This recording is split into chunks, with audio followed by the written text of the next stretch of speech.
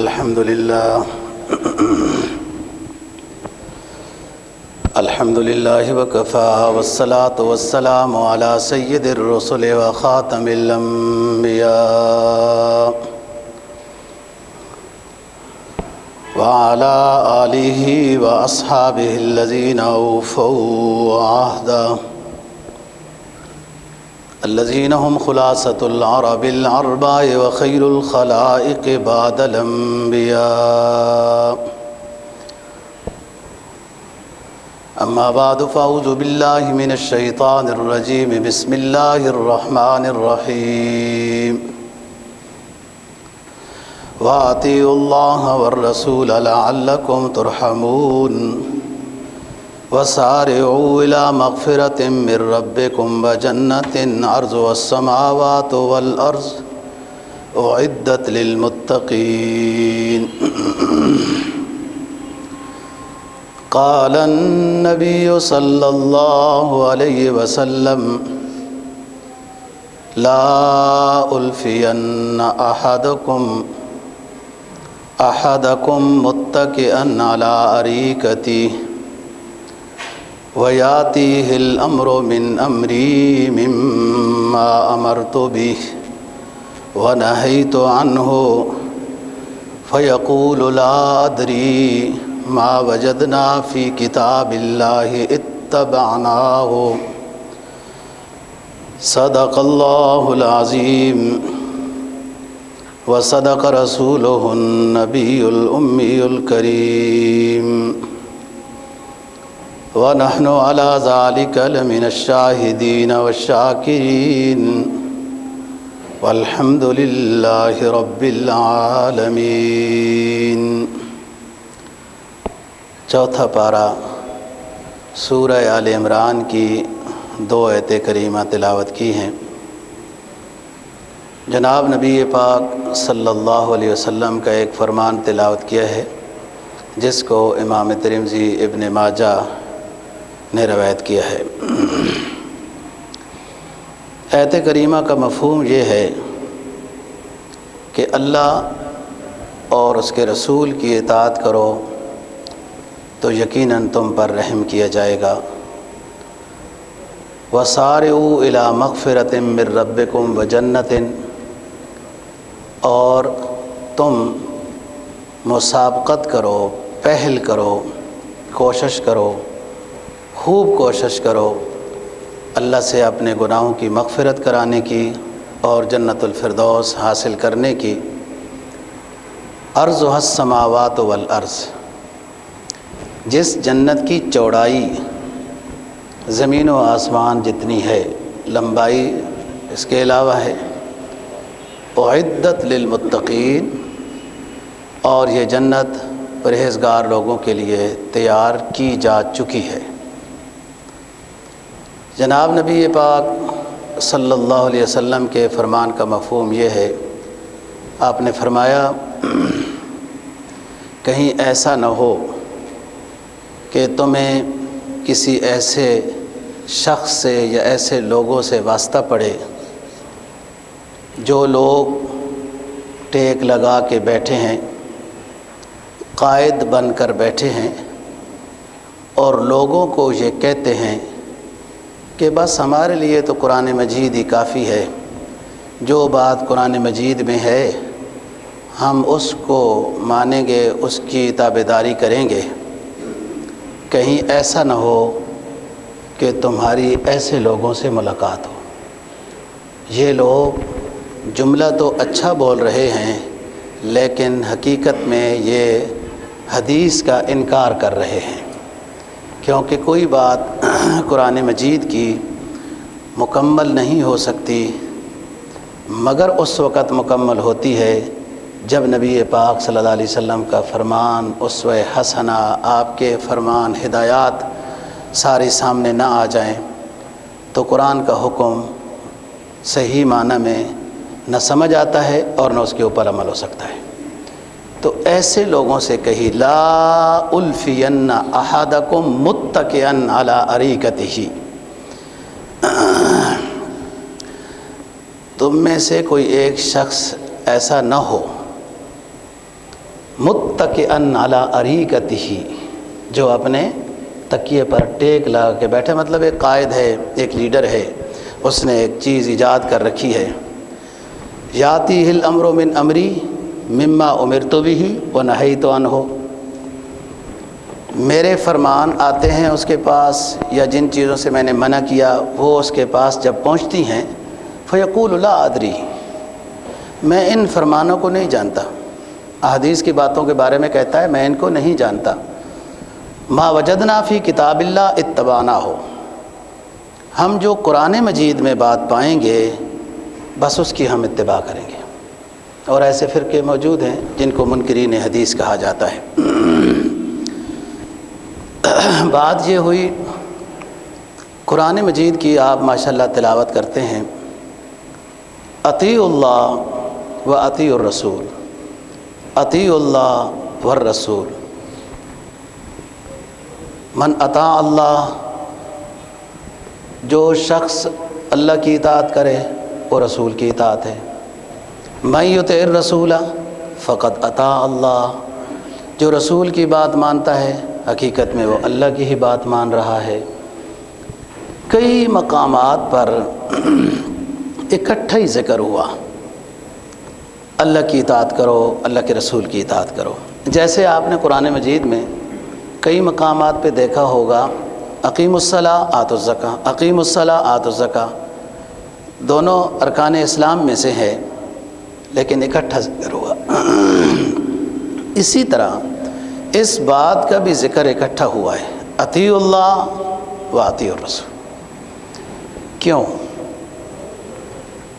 یہ مذہب ہے اسلام، اس نے قیامت تک رہنا ہے اور یہی ہدایات رہنی ہے، نئی ہدایات نہیں آئیں گی، اور یہ آخری امت ہے، آخری کتاب ہے، یہ آخری نبی ہے محمد بن عبداللہ صلی اللہ علیہ وسلم۔ آپ صلی اللہ علیہ وسلم نے اپنے فرمانوں میں مستقبل کے لحاظ سے کئی فتن کی، بحکم اللہ باذن اللہ، مستقبل کی کئی فتن کی بحکم اللہ باذن اللہ پیشین گوئی کی ہے، نشان دہی کی ہے کئی مستقبل کے فتن کے بارے میں۔ کیوں کہ یہ مذہب قیامت تک رہنا ہے، کئی 100 سال چلنا ہے، ہر صدی میں نئے نئے فتنے آئیں گے، ان کا مقابلہ بھی ہوگا۔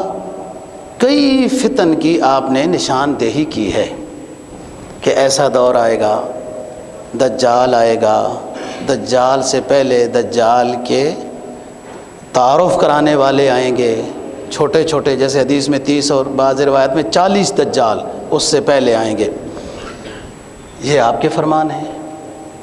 پھر آپ نے تو دجال کو دیکھا نہیں تھا، آپ نے فرمایا یوں قد ہوگا، یوں پیشانی ہوگی، یوں اس کی پیشانی پر کافر لکھا ہوگا، یہ علامات بتائیں، ایک آنکھ اس کی کاڑی ہوگی وغیرہ، اور دیکھو تمہارا رب کانا نہیں ہے۔ ان تمام چیزوں سے نبی پاک صلی اللہ علیہ وسلم نے نشاندہی کی ہے، اللہ کے حکم سے، وحی کے ذریعے سے آپ نے ان تمام باتوں کو بتایا ہے۔ اسی طرح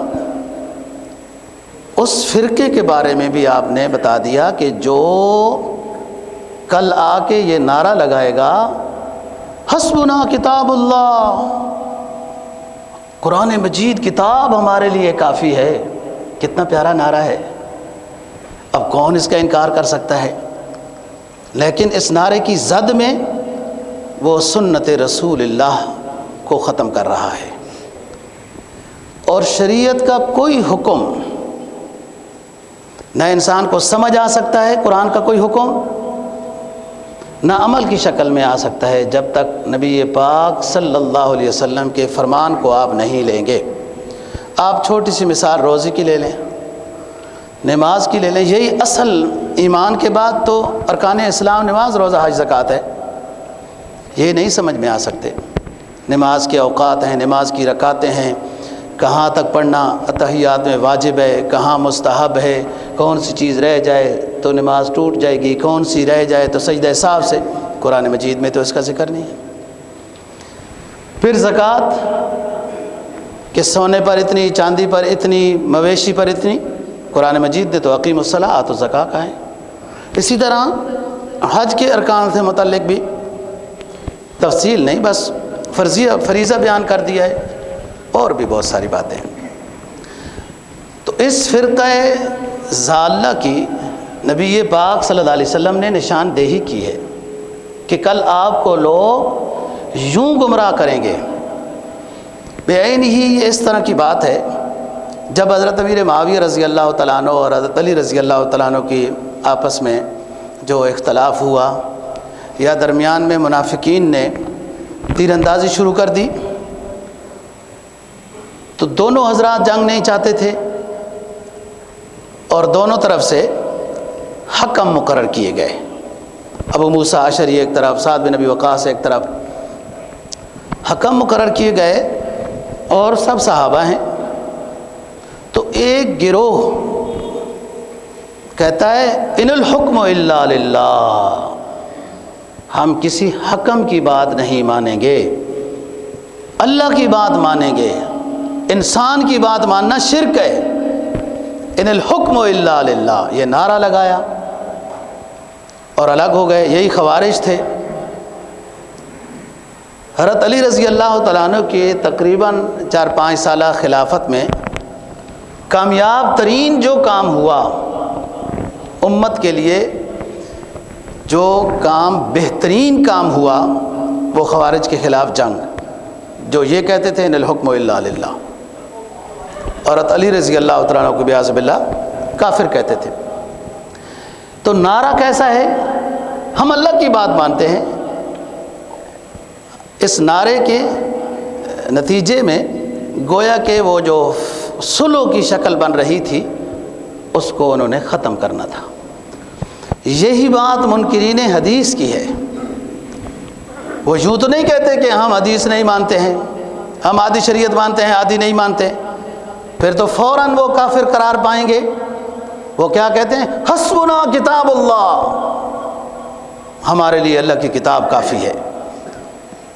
اب جو بندہ اسلام کو تھوڑا بہت جانتا ہے، اس کے کوئی خاص استاد نہیں ہے، کسی شیخ کے پاس بیٹھا نہیں ہے، اور اسلام کو چاہتا بھی ہے، تو وہ تو کہے گا یہ کتنا اچھا نعرہ ہے، حسبنا کتاب اللہ۔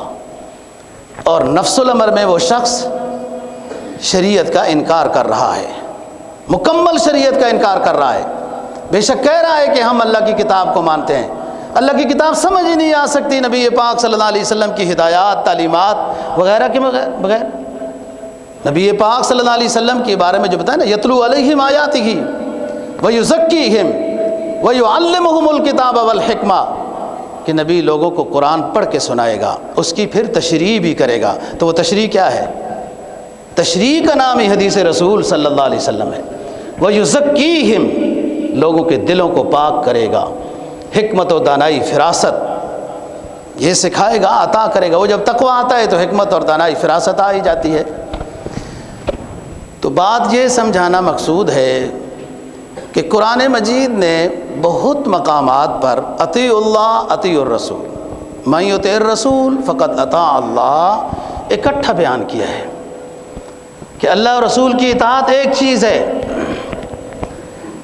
جو رسول کا فرمان ہے اس کو ماننا، اللہ کا فرمان کو ماننا ہے۔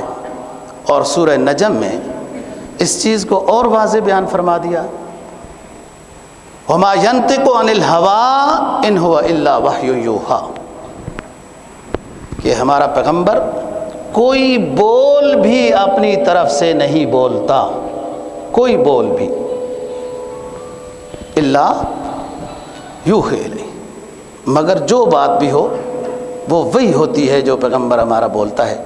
بس وحی کی دو قسمیں ہیں، ایک وحی مطلوب ہے جو قرآن کی شکل میں ہے، جس کی تلاوت کی جاتی ہے، جس کی تلاوت کرنا مستقل عبادت ہے، اس کا معنی، مضامین، مفہوم، تفصیل، تشریح سمجھنا الگ موضوع ہے، الگ عبادت ہے۔ اور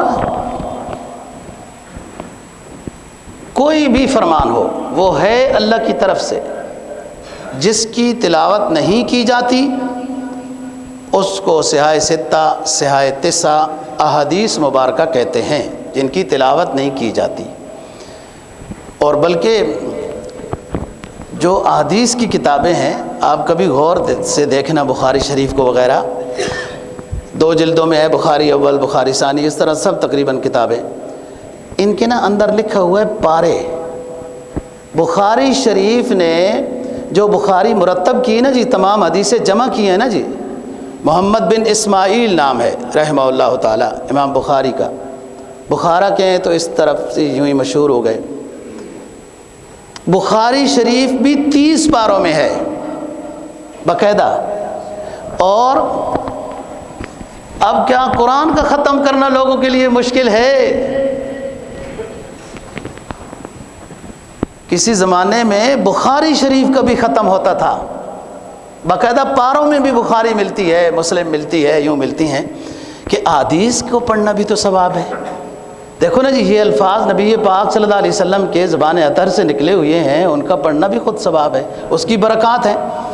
تو بعض دفعہ ایسے امت مسلمہ پر فتن آئے کہ ایک جماعت کو قرآن مجید کی تلاوت کے لیے بٹھا دیا، اور ایک جماعت کو بخاری شریف اور احادیث کی تلاوت کے لیے، صرف تلاوت، بھی قال حدثنا محمد قال حدثنا شعبہ قال حدثنا ابراہیم وغیرہ، یوں بخاری کے ختم ہو رہا ہے۔ علماء ظاہر ہے یہ تو کر سکتے ہیں۔ تو یہ ہے اطیع اللہ و اطیع الرسول، یہ ایک چیز ہے۔ اسلام مکمل ہی اللہ کو وحدہ لا شریک ذات ماننے سے، نبی پاک صلی اللہ علیہ وسلم کو اللہ کا بندہ اور اس کا رسول ماننے سے ہے، اور یہی تو کلمے میں ہے، لا الہ الا اللہ محمد الرسول اللہ، اشہد ان لا الہ الا اللہ وحدہ لا شریک لہ واشہد ان محمدً عبدہ ورسولہ۔ یہی اسلام ہے، یہی کلمہ طیبہ و کلمہ شہادت پڑھنے کے بعد انسان اسلام میں داخل ہوتا ہے، اور اسلام میں داخلے کے جزء اعظم 2 ہیں، جزء اعظم 2 ہیں، الا اللہ، لا الہ الا اللہ محمد الرسول اللہ۔ پھر اس کے بعد تفصیل ہے، آمنت باللہ و ملائکتہ و کتبہ و رسلہ والیوم الآخر والقدر خیرہ و شرہ من اللہ تعالی والبعث بعد الموت۔ ان چیزوں پر ایمان لانا ضروری ہے۔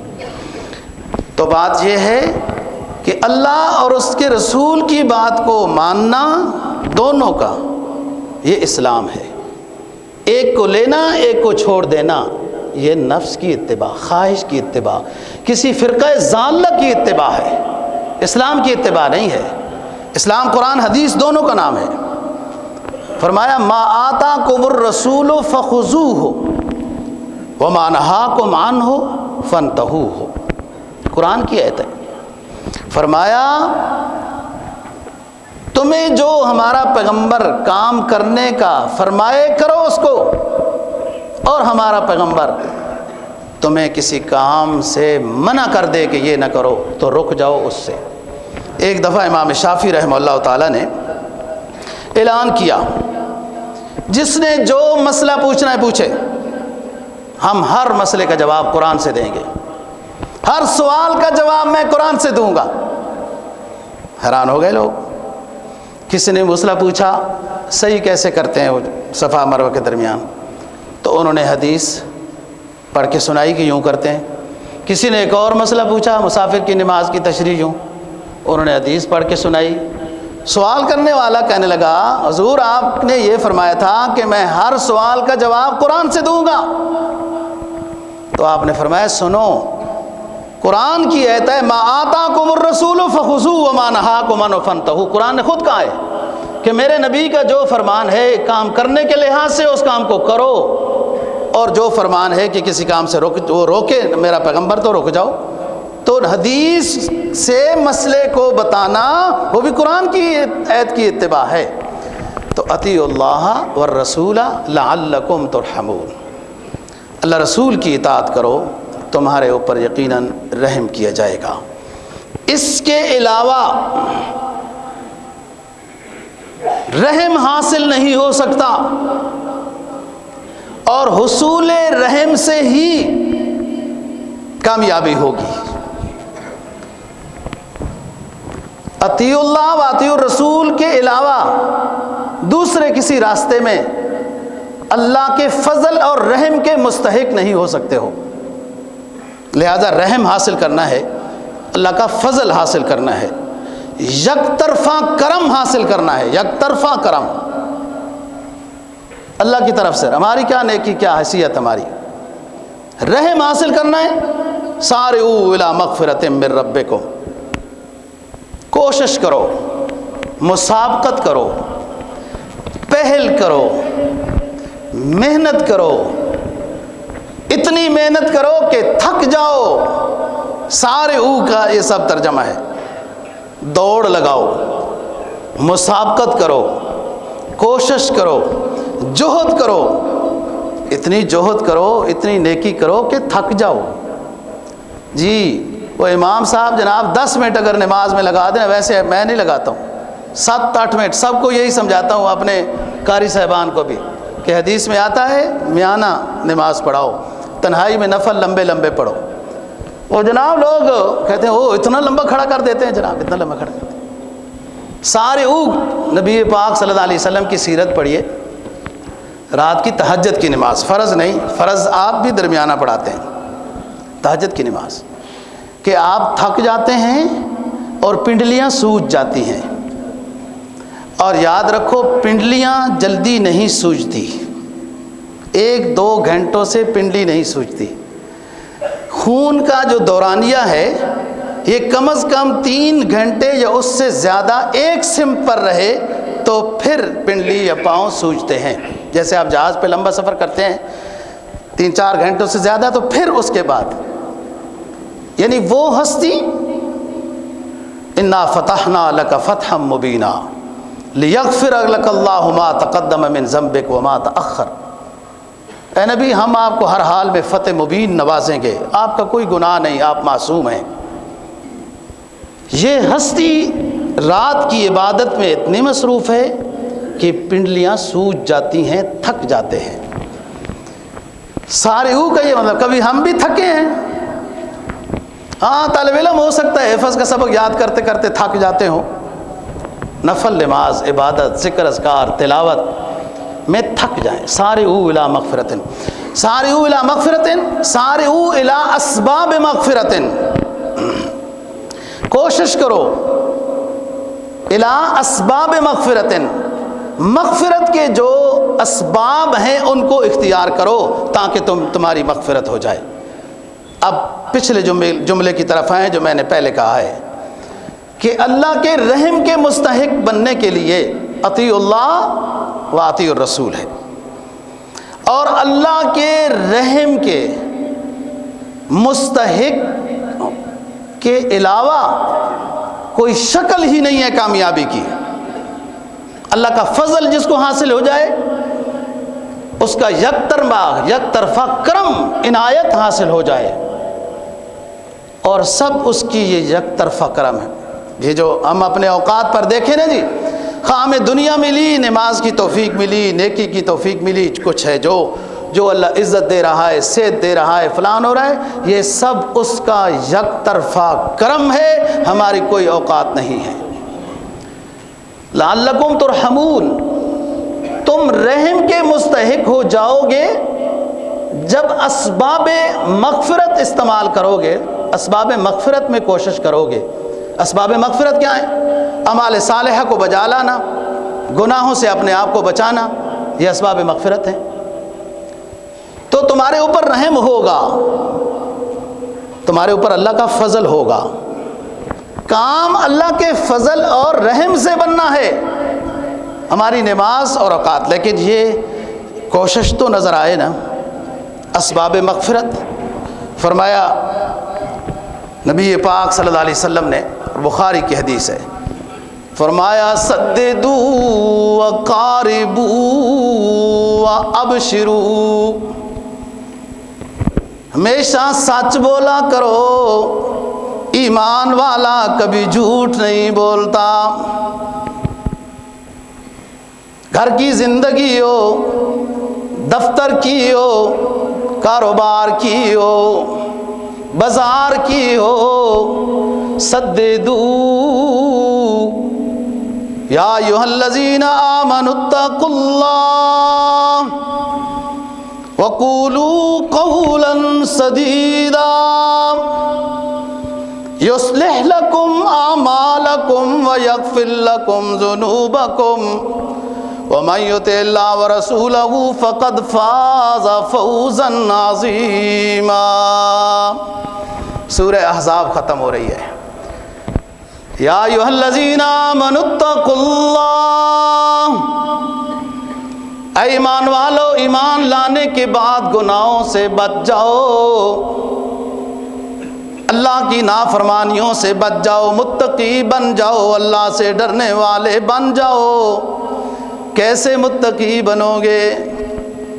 آگے وظیفہ بتا دیا، یا ایھا الذین آمنوا اتقوا اللہ، ایمان والو تقوی والے ہو جاؤ، تب تمہاری کامیابی ہوگی۔ اور تقوی والے کیسے بنو گے؟ یا ایھا الذین آمنوا اتقوا اللہ وقولوا قولا سدیدا، جب بھی بولو سچ بولو، تمہیں مقام تقوی نصیب ہوگا۔ سچ بولنے سے نقد کیا انعام ملے گا؟ یصلح لکم اعمالکم، اللہ پاک تمہارے اعمال کی اصلاح کر دے گا۔ غلط سمت کو اللہ پاک اپنے فضل سے تمہاری سمت درست کر دے گا۔ جھوٹ بولنے سے بچا کر سچ بولنے والا بنا دے گا۔ اعمال صالحہ میں سستی کے بجائے چست بنا دے گا۔ گناہ چھوڑنے کے بارے میں تمہیں ہمت اور بہادری عطا کر دے گا۔ قولوا قولا سدیدا یصلح لکم اعمالکم، صرف سچ بولنے کے نتیجے میں تمہیں یہ اللہ پاک انعام عطا کرے گا کہ تمہارے اعمال کی اصلاح کر دے گا۔ اور ہر بندہ اصلاح کی فکر میں ہے، ہر بندہ ایمان والا اپنے اعمال کی اصلاح کی فکر میں رہتا ہے۔ تبھی تو کوئی شیخ کے پاس جاتا ہے، کوئی پیر کے پاس جاتا ہے، کوئی اللہ والوں کے پاس جاتا ہے، کوئی درسگاہوں میں خانقاہوں میں جاتا ہے۔ یصلح لکم اعمالکم، سچ بولنے کے بدلے میں تمہارے اعمال کی اصلاح ہوگی۔ وَيَغْفِرْ لَكُمْ ذُنُوبَكُمْ، سچ بولنے کے بدلے میں تمہارے تمام گناہوں کو معاف کر دیا جائے گا۔ وَمَن يُطِعِ اللَّهَ وَرَسُولَهُ فَقَدْ فَازَ فَوْزًا عَظِيمًا، جس نے اللہ رسول کی تعلیمات کو اپنایا اسے بہت بڑی کامیابی عطا کر دی گئی۔ اطیعوا اللہ واطیعوا الرسول۔ تو میں حدیث آپ کے سامنے بیان کر رہا تھا، فرمایا سددو، سچ بولو ایمان والو، وقاربو، دین میں دنیا میں میانہ روی اختیار کرو، وابشروا، ایسے کام کرنے والے بن جاؤ کہ تم اللہ کے فضل کے مستحق ہو جاؤ، بشارتیں حاصل کرنے والے بن جاؤ۔ سنو، لَن فَإِنَّهُ لَن يُدْخِلَ أَحَدًا الْجَنَّةَ عَمَلُهُ إِلَّا بِفَضْلِ اللَّهِ، کسی کو اس کا عمل جنت میں داخل نہیں کر سکے گا مگر اللہ کا فضل اسے جنت میں داخل کرے گا۔ میں جو موضوع پر بات کر رہا تھا کہ اسباب رحم، اسباب مغفرت حاصل کرو، اطیعوا اللہ و اطیعوا الرسول۔ تو یہ ایک زہری دوڑ ہے اعمال صالحہ کی۔ کما حقہ تو نہیں ہو سکتے، کما حقہ نہیں ہو سکتے، جس طرح اس کو رضا ہے ایسے ہم سے اعمال نہیں ہو سکتے، لیکن زہری شکل تو بنے نا۔ تو یہ زہری شکل انسان کو اللہ کی رحم اور فضل کا مستحق بنائے گی، اور رحم اور فضل کے علاوہ کام نہیں بنتا۔ جیسے آپ نے یہ بخاری کی حدیث سنی کہ کوئی شخص اپنے عمل سے جنت میں نہیں، حدیث میں آتا ہے ایک شخص کو اپنے عمل سے بڑا وہ ہوگا تو صرف اس سے ایک نعمت کا حساب لیا جائے گا، ایک نعمت کا، اور اس کے ساری نیکیاں ختم ہو جائیں گی۔ ایک جو اللہ نے نعمت کی، سانس کی یا پانی کی یا جو بھی بات ہے. تو فرمایا کس طرح ہوگا؟ اللہ کے فضل سے ہوگا.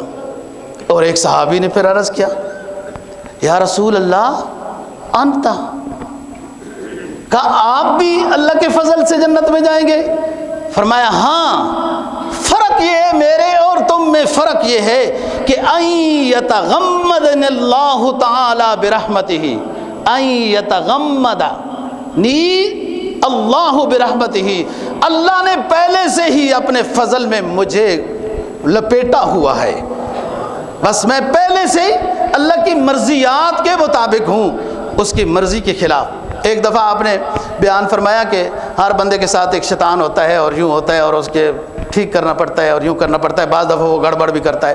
جیسے حقیقی کے بارے میں ہے نا کہ آپ حقیقت نہیں کریں گے تو جو اس کے ساتھ ہمزاد پیدا ہوا ہے نا وہ اس کو خراب کرتا رہے گا، بیمار کرتا رہے گا، یوں ہوتا رہے گا. جیسے حقیقت ہوگا تو ٹھیک ہو جائے گا. یہ بات سمجھ جتنی کہی ہے اتنی آ جائے تو کافی ہے. بہرحال کوئی انسان کے ساتھ ہمزاد، کوئی موکل، کوئی جن ہوتا ہے، بس یہ سمجھے. یہ آپ بیان فرما رہے ہیں. اور وہ انسان کو تنگ کرتا ہے، اس کے ساتھ مقابلہ کرنا پڑتا ہے. وہ نفس کی خواہش کی طرف لے کے جائے گا، گناہوں کی طرف لے کے جائے گا، اور اگر اس کے پاس روحانی تعلیمات ہوں گی تو وہ نیکی کی طرف آئے گا. یہ مقابلہ رہے گا. شوق ضبط شوق میں دن رات ہوں کشمکش، دل مجھ کو میں دل کو پریشان کیے جا رہا ہوں. ایک صحابی وہ دیکھا نا تبسم، بشاشت دیکھی نا رسول پاک صلی اللہ علیہ وسلم کے چہرے انور پر، تو کہنے لگا حضور آپ کا ہمزاد جو آپ کے ساتھ جن ہے وہ اس کا کیا حال ہے؟ آپ کو بھی تنگ کرتا ہے جیسے ہمیں تنگ کرتا ہے. ایک دفعہ ایک صحابی نے عرض کیا حضور ہم آپ کے پاس بیٹھتے ہیں، کیا منظر ہوتا ہے،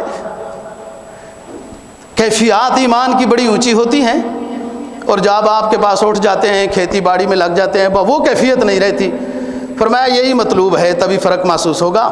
اور اگر وہی کیفیت ہمیشہ رہے جیسے میرے پاس بیٹھنے کی ہے تو پھر تو ہر وقت فرشتے ہی آپ کے پاس بھی اترتے رہیں. یہ کیفیت تو ایک نیک بندے کے پاس بیٹھنے سے حاصل ہوتی ہے. تو وہ سوال کرنے لگا کہ حضور ہمارے ساتھ جو ہمزاد جن ہے وہ تو ہمیں پریشان کرتا رہتا ہے، تو آپ کے ساتھ جو پیدا ہوا آپ کو بھی پریشان کرتا ہے. کہتا ہے سنو جو میرے ساتھ تھے نا، آپ نے فرمایا سنو جو میرے ساتھ تھا میں نے اس کو مسلمان کر لیا، وہ اسلام پر آ گیا ہے، مجھے نہیں تنگ کرتا، ہمارا دوست ہو گیا. آپ بھی اس کے ساتھ محنت کرو، اس کو تابع کرو، اور ہو جاتا ہے ایک مجاہدے کے بعد. سارعوا الی مغفرۃ من ربکم، جب اسباب مغفرت میں دل لگے گا نا جی، نماز میں، روزے میں، خدمت خلق میں، صدقات میں، خیرات میں، جھوٹ اور کینہ اور بغض اور ان چیزوں سے بچنے میں، تو وہ دب جائے گا یا تابعدار ہو جائے گا. اسباب مغفرت میں سارعوا الی مغفرت میں حضرت علی رضی اللہ تعالیٰ نے فرائض کی تفسیر کی ہے. حضرت اکرمہ رحمہ اللہ نے جہاد سے کی ہے. کسی نے کہا سارعوا الی مغفرت سے مراد اسلام ہے، کسی نے کہا سارعوا الی مغفرت سے مراد اطاعت اللہ اور رسول ہے، کسی نے کہا سارعوا الی مغفرت من ربکم میں مراد اس سے ہجرت ہے، جہاد ہے، اعمال صالحہ ہیں، گناہوں سے بچنا ہے وغیرہ. ساری ایک ہی چیز ہے، یہ سب آپس میں رشتہ دار ہیں. نماز ہو، روزہ ہو، حج ہو، زکوٰۃ ہو، صدقات ہو، ذکر و اذکار ہو، گناہوں سے بچنا ہو، یہ سب آپس میں رشتہ دار ہیں، یہ ایک دوسرے کو لے کے آتے ہیں. نیکی، وہ شیخ صاحب نے لکھا ہے نا کہ نیکی انسان کرتا ہے اور قبول ہو گئی، اس کو اب کیسے پتہ چلے کہ میری نیکی قبول ہو گئی؟ جی یہ تو آخرت میں پتہ چلتا ہے. فرمایا وہی نیکی دوبارہ کر رہا ہے تو پہلی قبول ہونے کی دلیل ہے. نیکی کو کھینچتی ہے. لوگ کہتے ہیں پیسے کو کھینچتا ہے، پتہ نہیں وہ کھینچتا ہے یا نہیں کھینچتا، لیکن آپ نیکی جو قبول ہے آپ کی نیکی وہ آگے آ کے لے کے آئے گی، نیکی اور لے کے آئے گی، سکون آئے گا، سرور آئے گا. تو فرمایا کہ اللہ کے رحم کے مستحق بن جاؤ. اور رحم کے مستحق کیسے بنو گے؟ اسباب رحم اختیار کرو، اسباب مغفرت اختیار کرو، اللہ اور رسول کی اطاعت کرو، اللہ اور رسول کی اطاعت کرو، تو پھر اللہ کا رحم آئے گا آپ پر. اس وقت جتنے عرب بھی مسلمان ہیں اکثریت ان کی آپ دیکھ لیں کس کی اطاعت کر رہے ہیں، کن چکروں میں پڑ رہے ہیں. جب چاہیں وہ ہماری مارکیٹوں کو، ہماری مساجد کو بند کر دیں، ہم بند کر کے رکھ دیتے ہیں، ہماری کوئی ویلیو نہیں، کوئی حیثیت نہیں۔ ہم یہ نہیں کہہ سکتے ہمارا رب جب بیماری بھیجے گا ہمیں لگے گی اور ہمارا رب ہی ہے شفا دینے والا، ہم ان کے بالکل تابعدار ہیں۔ ہماری کیا حیثیت ہے؟ ہم کن کی اتباع کر رہے ہیں؟ اطیع اللہ اطیع الرسول کی نہیں کر رہے، الا ماشاء اللہ۔ اور یہاں اجتماعیت مطلوب ہے، فردن فردن، شخصی طور پر جب کوئی بندہ اسلام کی تابعداری کرتا ہے اس کے ثمرات اور ہوتے ہیں، اور جب قوم من حیث القوم اللہ رسول کی اطاعت کرتی ہے تو پھر اس پر پوری قوم کے اوپر اللہ کا فضل اور رحم نازل ہوتا ہے۔ اس کو فرمایا اطیعوا اللہ والرسول لعلکم ترحمون وسارعوا الی مغفرۃ من ربکم۔ اسباب رحم اختیار کرو، حصول فضل کے جو اسباب ہیں وہ اختیار کرو، مسابقت کرو، اللہ سے اپنے گناہوں کی معافی کراؤ۔ اور اسباب رحم شریعت کی اتباع ہے، گناہوں سے بچنا ہے۔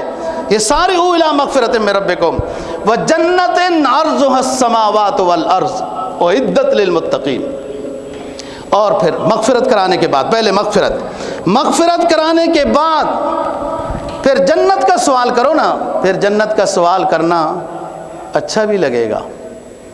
جس نے جنت دینی ہے نا جی وہ اللہ پاک ہیں، رسول کی شفاعت سے ملنی ہے نا۔ علامہ بصیری کیا کہتے ہیں قصیدہ بردہ والے، فرمایا وَكُلُّكُم مِّن رَّسُولِ اللَّهِ مُلْتَمِسٌ غُرْفًا مِّنَ الْبَحْرِ أَوْ رَشْفًا مِّنَ الدِّيَمِ۔ او امتیو، نبی کا نام لینے والو، کلمہ پڑھنے والو، کلکم من رسول اللہ ملتمس، ہر کوئی اللہ کے رسول سے، اس کے بحر بے کنار سے، اس کی رحمت کے دریا سے کوئی قطرہ لے گا تو کام بنے گا ورنہ نہیں بنے گا۔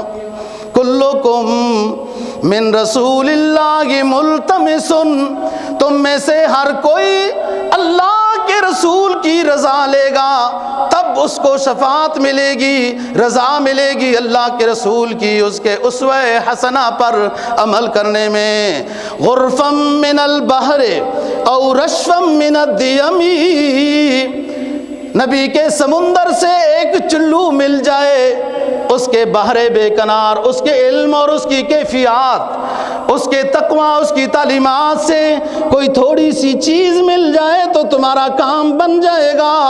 اس کے رحمت والے دریا سے تمہیں ایک چلو، غرف من البحر، غرف ایک چلو پانی کا سرکار دو جہاں صلی اللہ علیہ وسلم کے سمندر سے مل جائے تو تمہارا کام بنے گا۔ وہ کیسے ملے گا؟ کم ابرأت وسبا باللمس راحتہ، کم ابرأت وسبا باللمس راحتہ، واطلقت اربا من ربقۃ اللمم۔ وہ سرکار ہے تمہارا، وہ سید دو جہاں ہے تمہارا، وہ خاتم الانبیاء ہے تمہارا پیغمبر، وہ امام الانبیاء ہے صلی اللہ علیہ وسلم، جس کا نام، جس کا علم مبارک بھی اللہ پاک قرآن میں خطاب کر کے نہیں پکارتا، ادب کرتا ہے اللہ پاک بھی، جس کا جب بلانا پڑا تو یا ایھا المزمل کہہ دیا، یا ایھا المدثر کہہ دیا، طٰہٰ کہہ دیا، یاسین کہہ دیا، اور اس کے کھانوں کا ذکر کرنا پڑا تو اس کے کھانوں کی قسمیں کھا دی، والتین والزیتون وطور سینین۔ اے میرے محبوب، تجھے جو کھانے پسند ہیں میں ان کھانوں کی قسمیں کھا کے اشے بری سے قرآن بنا کر اتار رہا ہوں۔ فرمایا کم ابرأت وسبا باللمس راحتہ، واطلقت اربا من ربقۃ اللمم۔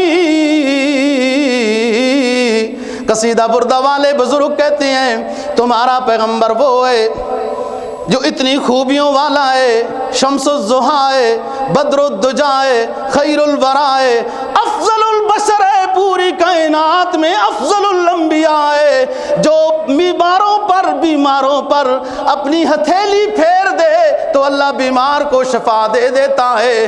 زہر والے کنویں میں تمہارا پیغمبر اپنی تھوک مبارک، لعاب مبارک اس میں ڈال دے تو وہ آب شفا بن جائے۔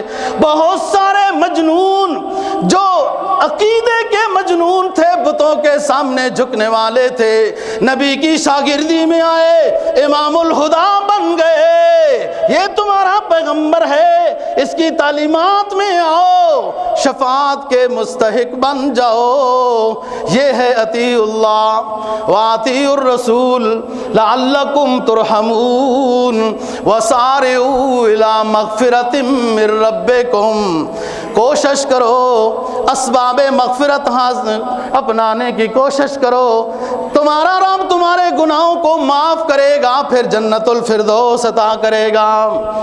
اور جنت الفردوس اطیع اللہ اطیع الرسول، ارض السماوات والارض اعدت للمتقین۔ جس کا عرض، یہ ایک تفسیر ہے، جس کا عرض زمین و آسمان جتنا یا اس سے بڑا ہے جنت کا، اور پھر اس میں بہت نعمتیں۔ اور علامہ راضی نے کیا تفسیر کی ہے؟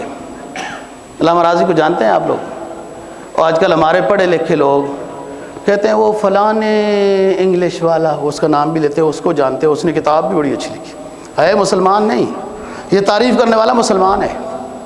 وہ فلانا جناب بڑا آئیڈیل تھا، اور یہ تھا کون؟ کافر۔ ارے یار کمال ہے، تم اپنا اسلام کیوں نہیں پڑھتے؟ قرآن حدیث کیوں نہیں پڑھتے؟ تمہیں اپنے اسلاف نظر نہیں آتے؟ علامہ راضی بہت دور کا بندہ نہیں، اس کا علاقہ دور نہیں ہے۔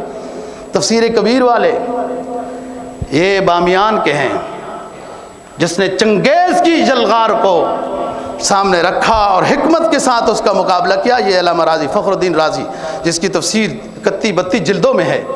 یہ بامیان جو طالبان کے پاس علاقہ ہے، افغانستان کا علاقہ ہے، اس کی تفسیر بیان کرتا ہوں اور پھر ختم۔ فرمایا یہاں عرض بمانا سمن کے ہے کہ مسلمانوں اسباب مغفرت حاصل کرو، اللہ سے جنت مانگو جس کا ثمن زمین و آسمان سے بھی زیادہ ہے۔ جنت کو حاصل کرنے کا پیسہ، ثمن جو آپ نے دینا ہے نا، ثمن چیز خریدنی ہے، پھر وہ ثمن اتنا بڑا ہے جو زمین و آسمان جتنا ہے۔ یعنی بہت بڑا مجاہدہ، عبادت، ریاضت، گناہوں سے بچنے کا یہ بڑا سرمایہ لے کر آؤ، جو زمین و آسمان جتنا سرمایہ ہے، تو پھر جنت بھی اللہ عطا کرے گا۔ اللہ دین کی سمجھ اور عمل کی توفیق نصیب فرمائے۔ وآخر دعوانا۔